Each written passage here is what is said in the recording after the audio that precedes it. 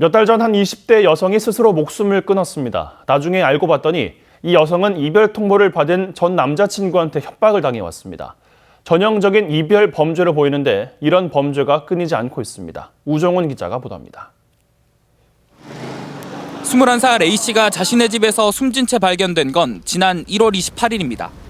A씨는 유서를 남기지 않았지만 휴대전화에는 8달 동안 만난 남자친구 23살 김모 씨에게 헤어지자고 말했다가 김 씨로부터 협박을 당한 메시지가 담겨 있었습니다. 김 씨는 A씨에게 메시지를 보내 나체 사진을 갖고 있다면서 헤어지자고 하면 지인과 가족들이 알도록 SNS에 사진을 유포하겠다며 협박했습니다. A씨는 친한 친구들에게 이런 사실을 알리고 불안한 심정을 토로했습니다. 가족의 고소로 수사를 벌인 경찰은 김 씨를 성폭력범죄 처벌특례법 위반과 협박 혐의로 구속했습니다.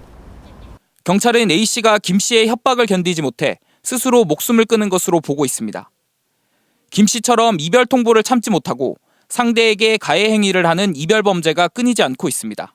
관련 통계에 따르면 이혼이나 결별을 요구한다는 이유로 상대를 협박하거나 폭력을 휘두르는 범죄는 지난 2014년부터 4년간 188건에 달했습니다.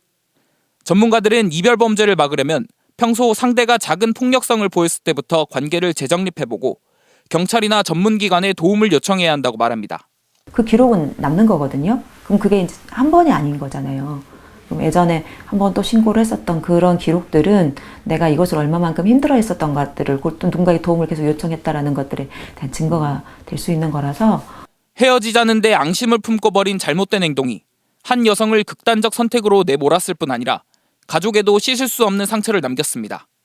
MBC 뉴스 우정훈입니다.